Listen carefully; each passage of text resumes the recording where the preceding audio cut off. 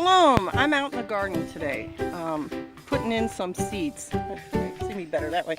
Lettuce this morning, and the reason I'm doing it today, you see the sun just now coming out. It's been raining and overcast for 2.5 days. So what's going to happen is this soil, which is right now very wet and easy to work with, can you see that? Yeah. It's going to dry up and be harder to work with. So I like to plant when it's wet. I like to plant when the soil is very loose. It's a bit heavier because of the water, but I'm not as strong as I used to be, so I have to conserve my energy, and so I like to do things with the least amount of effort involved. Lettuce is one of those things that's a cold weather crop. It will bolt, which means it, kind of shoots up and starts putting seeds out as it gets hot. And so it's a good idea to plant it now and also in the fall. I'm also noticing in my bed, I guess I have to get way down here with it, little plants coming up. And I would just destroy them all, but I'm the kind of person, I like having plants that'll reseed, and I have things like dill and cilantro in this bed, so I'm not sure yet, they're so small, if that's that or some kind of weed or even fennel. So I'm going to wait until the little plants get a little bit taller, and then I'll start thinning them out.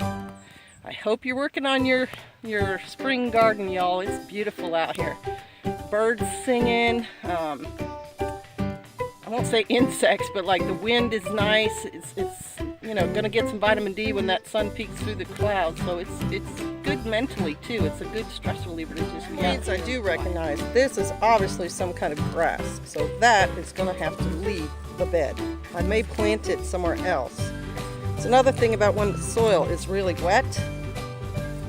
Sometimes you can't get the whole root out. When the soil is really dry, it gets a pretty good stranglehold in there, but when it's wet, you can get the whole plant, root and all, and that way it's not going to come back later and grow.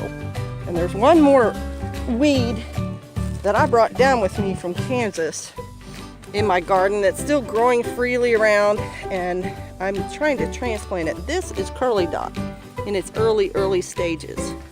I've shown you in other videos what it looks like when it's mature.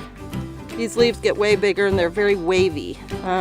It is edible, so I could just take this thing up and eat it right now, but I'd rather just continue with my planting. But the thing about curly dock is it's got a huge root, and I think the root is good for things too, but if you don't get all that root, it can come back and grow later as well. See how long that is? I'll put my hand down there. It's like 5 or 6 inches long, and so you have to get the whole thing in order to actually remove the weed. But I'll replant this because this guy is edible. You can use it to feed your animals. You can eat the leaves yourself, and you can make flour from the seeds, the seed heads. Where I'm replanting this is a scrubby, rocky, weedy area, not being used right now by us or anything, but it's near my goat pen. So if this does grow up, and it should, then I can feed, like I said, the leaves to the goats later. I can just pick them and throw them right into the enclosure, and when it throws seeds down, it can grow more of these in this area. That's fine with us, because this is just a trashy, weedy area. So I'll throw some. It was a little farther down in. I'm not that concerned about it. I figure it's a weed. It can make or break itself. It's kind of how I look at it. He's either going to make it or he's not. So there. One weed. I'm putting the lettuce in right here.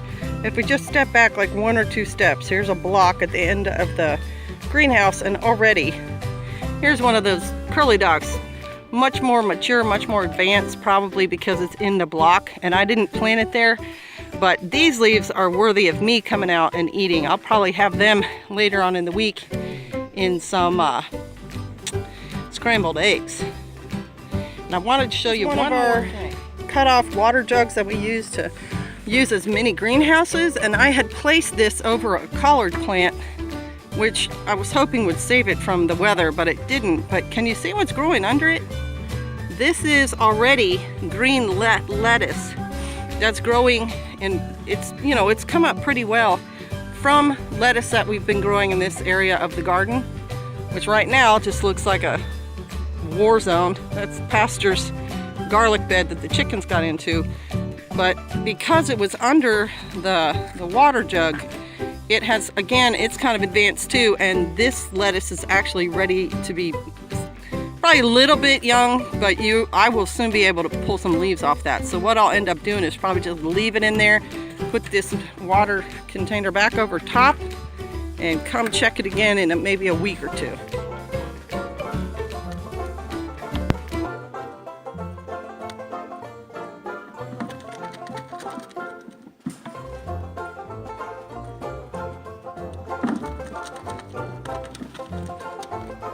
So here's the buns. The experiment is working as we thought. They actually come running out when I come over to feed the goats. And I always let my animals know I'm coming with some kind of call. And so when I say bunnies, they come running out from wherever they are looking for this sweet feed. And I pour some on that block. You see little bits of corn and stuff on there, specifically for them to eat. So they don't have to dance around under the goat's feet, but they do that too. And I started putting the goat's feet in buckets. It used to go, I used to put it like where the fruit is, and they would spill some on the ground. The rabbits would eat all that leftover, but there's not as much leftover now that I've put it in a bucket. I'm trying to make it more efficient for the goats, but I do make sure some gets put down there for the rabbits. That's the mama. They also, on the other side of the pen is where I put the hay in the fence so that they can't step on it, and the excess hay or the hay they don't want falls out on the ground down here, and the rabbits also go over there and eat that hay that falls. So everybody is getting what they need, and today the goats are going to get tied out because we've got grass growing now, and the grass has all sorts of minerals and things they need. So that's what's coming next on the agenda. Shalom, bless you.